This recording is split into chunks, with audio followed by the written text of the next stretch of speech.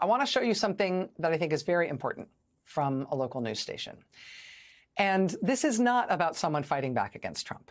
It is actually not about politics at all. It is about the character of what Trump has done to the government and what Trump is doing to the country. It's about what he has agents of the federal government doing in the United States, the real-life consequences of this shambolic mess that he has made of the U.S. government in just this short amount of time that he has been back in office. So this is from KFOR, which is the NBC affiliate in Oklahoma City.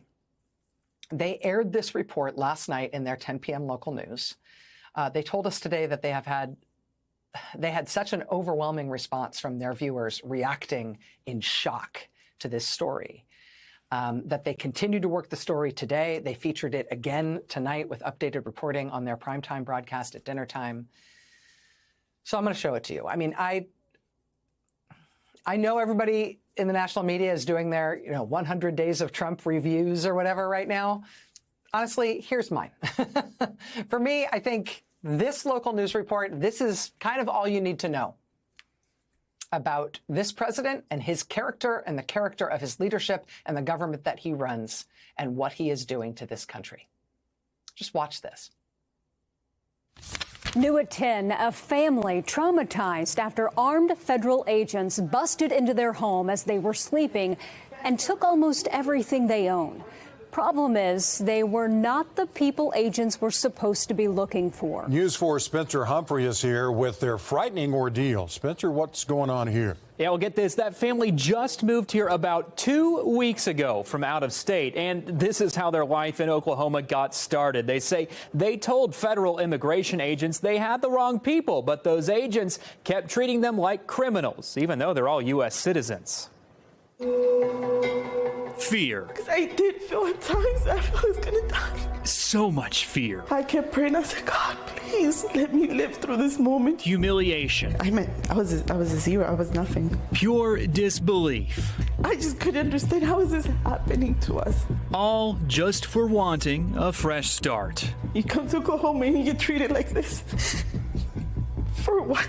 This woman, who we're calling Marissa, and her 3 daughters came to Oklahoma from Maryland looking for a slower, more affordable pace of life. They rented this house in a nice, seemingly safe northwest Oklahoma City neighborhood. Her husband planned to join them this past weekend, but any semblance they had of comfort went out the window when 20 men armed to the teeth busted through it Thursday morning. I don't know who they were. They had guns. It was dark. All the lights were off. They were federal agents, Marissa says, with the U.S. Marshals, ICE, and the FBI. And I kept asking them, like, who are you? What are you doing here? What's happening? And they said, we have a warrant for the house. They ordered Marissa and her daughters outside into the rain before they could even get dressed. They wanted me to change in front of all of them, in between all of them. The thing is, the suspect names on that search warrant were not Marissa's or anyone in her family's. They were, however, names listed on mail still arriving at the house. Former residents, perhaps. We just moved here from Maryland. We're citizens. That's what I kept saying. We're citizens. She says they didn't care. We weren't criminals. Why were they treating us like criminals? We were here by ourselves. That we didn't do anything. The agents ripped apart every square inch of the house, taking their phones, laptops, documents, and their life savings in cash as evidence. Like, I have to feed my children.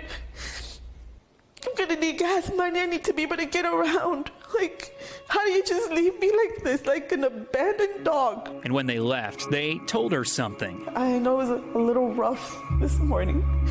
It was so denigrating.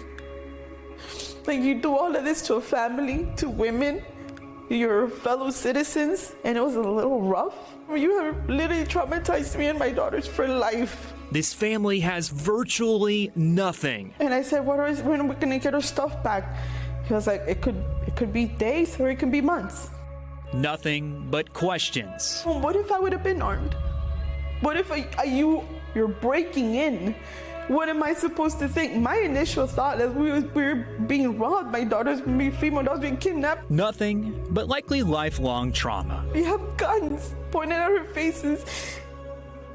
Can you just reprogram yourself and see us as humans, as women, a little bit of mercy, and care a little bit about your fellow human mate, about your fellow citizen, like fellow resident. We bleed too. We bleed just like anybody else bleeds. We were scared. You could see in our faces that we were terrified. Marissa says the agents refused to leave any contact information or business cards. She believes the agents wore logos connected to ICE, the U.S. Marshals Service, and the FBI.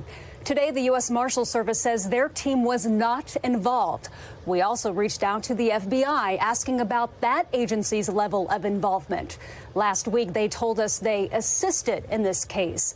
Late this afternoon, they told us they were not on the scene. They told us to contact Homeland Security, so we did. A spokesperson told us they would look into it and get back with us. So far, we've heard nothing. As for the family's phones, electronics, and cash, they have no idea which agency has their belongings or how to get them back. Local reporting from KFOR, the NBC affiliate in Oklahoma City. I have to tell you a couple things about this. First of all, we've put in our own requests for comment to the U.S. Marshals Service, the FBI, and the Department of Homeland Security. Now, the woman who this happened to, she says that the agents were wearing insignia from the U.S. Marshals Service, ICE, and the FBI. But also, and this is very interesting, the U.S. Marshals Service told KFOR that their agents were not involved. And the U.S. Marshals Service told us the same thing tonight.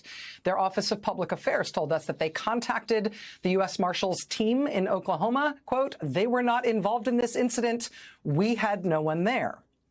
Okay, that leaves the FBI and Homeland Security. Now, the FBI initially told KFOR that they were assisting on this case. They were assisting Homeland Security. So call them. But then today, the FBI changed its mind in terms of its account of what involvement the agency had had. And they said, actually, FBI agents weren't there, weren't involved at all. Okay, I don't know how to explain that change, but that's the change. Homeland Security, meantime, isn't saying anything at all. Not to KFOR and not so far to us, although we live in hope. And, you know, your mileage may vary on how much you care about whether or not these federal government agencies agree to give a statement to the press or a statement to the Rachel Maddow show, right, about the actions of our own government in a case like this. You may or may not care about whether or not they're talking to me, whether they're talking to us. But what if you're Marissa? What if you're the woman this happened to?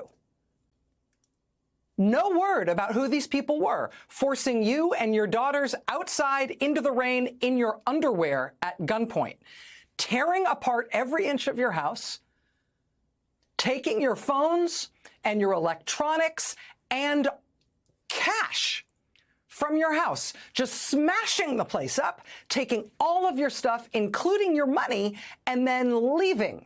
And then there's no one to call. No way to get anything back. Not even, as she said, not even a business card. These are U.S. citizens. And this kind of stuff, the Trump administration thinks they will never have to answer for any of this stuff because they think the American public doesn't care about how immigrants are treated or that the American public actually wants cruelty and abuse toward immigrants. And so if it's federal agents who are working on anything related to immigration, well, carte blanche, no one will care what they do. That has been, I think, their working assumption since they have been in power these 100 days. But you know what? For one, the polling and the protests say that the American people don't think that at all. Not at all. But also, what we are learning is that once the government is treating anyone this way, any supposed line there is, any supposed barrier there is that's based on citizenship or immigration status, that gets real blurry real quick. I mean, this woman and her daughters, these are citizens, U.S. citizens in Oklahoma City.